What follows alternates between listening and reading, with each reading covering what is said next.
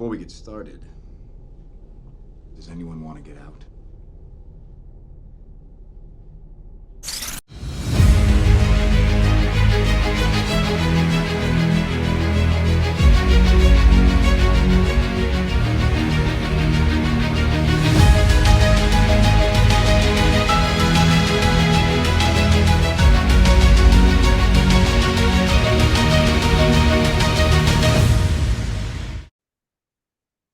Hello, everyone, and welcome to the fourth episode of the Avatar Rewatch. I am Nick Gibson. I am as usual, joined by my esteemed co-host Jared. What's up? So Jared, overall, what are your thoughts on this episode? This episode was freaking awesome. Oh my gosh, was this great? Yeah, I really feel like they're really kind of starting to pick up steam with this episode. I feel like this is kind of the episode where they really kind of start to find their footing about like what kind of story they want to tell, like, and as things kind of get going, like the first two episodes are a little bit rough, like they're not really sure what they're going, but I feel like the fourth episode with the third episode they kind of hit you hard. With this one, they also it's kind of like it's starting to like the train's starting to leave the station, if you know what I mean. Yeah. So basically, the story starts with Zuko actually, where a really good gag like, "Oh, I'm calm, Uncle. We can't find the Avatar. I'm not calm," you know. I love that. And then you got a really good Brick joke where he's like, he's got to be a master of evading. Face it, we're lost, you know. And so they end up on this thing. He's trying to like ride the koi fish. And you know, there's this giant sea snake called the Unagi. Okay. And then they're stopped by these warrior women, and one of the things that reminded me so much of Amazons from DC. I knew you'd make that connection. I think I know who your favorite character of the episode might be. But we'll get to that. And also this episode it kind of picks up on the storyline of like Sokka being kind of sexist. In other words, being an asshole, in other words. Pretty much. You know, where they touch upon that in episode 1, and then this episode they kind of bring that storyline back up. You know, I really feel like this episode it handles those topics really well. Like in lesser hands, it would be a lot of this stuff would be so blatant in your face, but they handle it honestly with a lot of nuance. I think it also helps that like when Sokka is training with, I'm gonna call them the Amazons. When Sokka is training with the Amazons, he actually gets some hits in other words, it shows they're not perfect warriors. In other words, he's shown to be moderately capable, as opposed to if this were in lesser hands, i.e. the modern day writers, they would make it so that the women always destroy the men in combat. Yeah, plus like like you know, in that scene where Sokka gets humbled, obviously the Kyoshi warriors have a lot more training. Plus all that like Suki is doing is redirects, you know. So it kind of makes sense in that situation that like okay, sure, you know.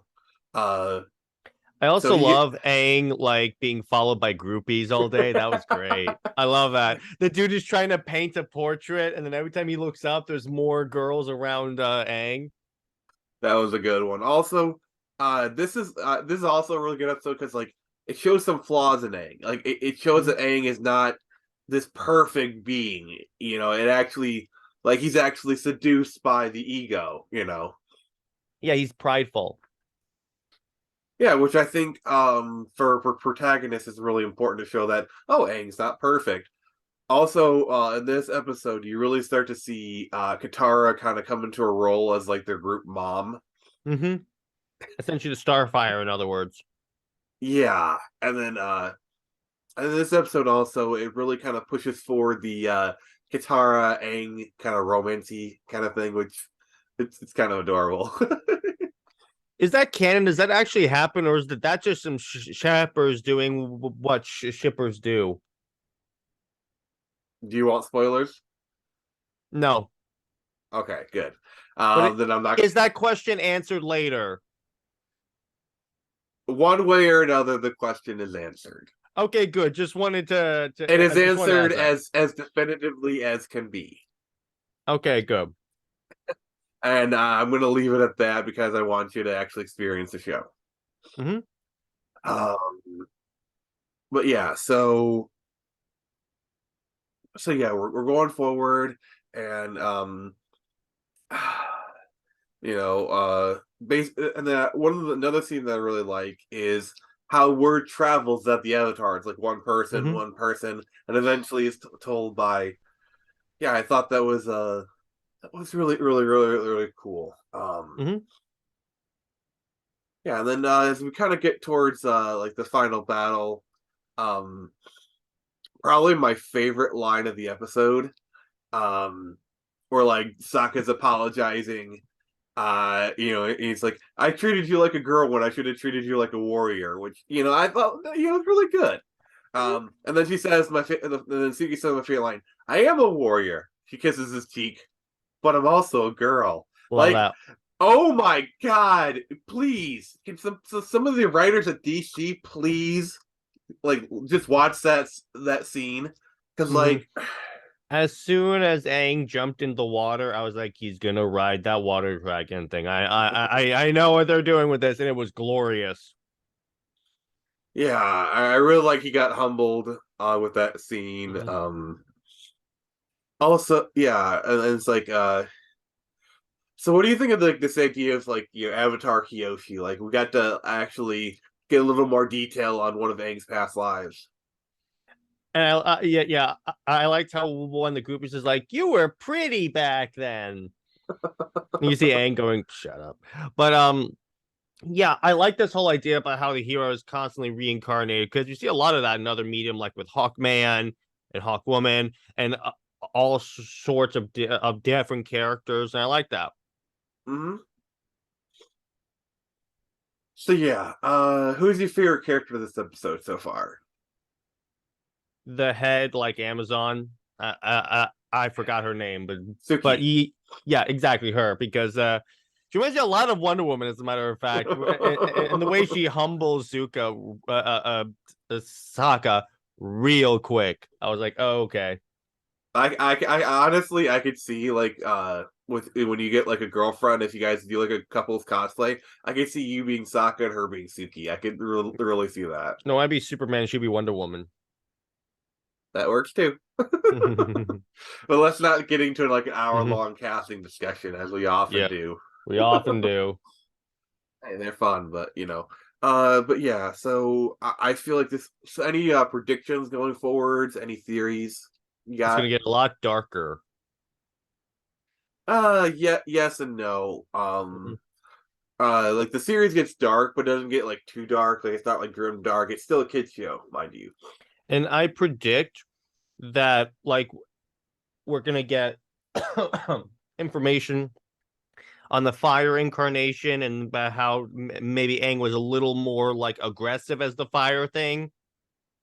Because what's interesting is that I would love to see if the Fire Nation people are like predisposed to being assholes. That is some information you will definitely be hearing about. Like you'll get Cool. more information about the Fire Nation going forward. Awesome. Yeah, I'm trying to like decide like how much I should tell you. That's Um, always tough. yeah. I guess like I'm the kind of person where it's like I want to tell you everything, but like Hmm. yeah. So to wrap it up, this episode it's really good. I mean, obviously it's Avatar. You're enjoying it. I'm loving it. I Oh, keep okay. asking myself, why wasn't I watching this show beforehand? I mean, I asked myself that same question because I only really became an Avatar fan like a year or two ago. One of the series I watched series on Netflix, Hmm. and I just loved it. Hmm. Um, oh, I can't wait to. The worst part is like this. The show really hits its stride in season two, Hmm. and they introduce characters that I know you'll love. Hmm. Um, yeah, so I'm just waiting until we get to season two, where like some other characters get introduced. That yeah. So we'll do episode 5 next up, and that'll be out next week. And so, Jared, any final thoughts? This show's awesome. Let's keep doing it. All right, I'm excited. I'm enjoying this. So this has been Nick Gibson with the Phoenix Press, and remember, I can only show you the door. You're the one to walk through it.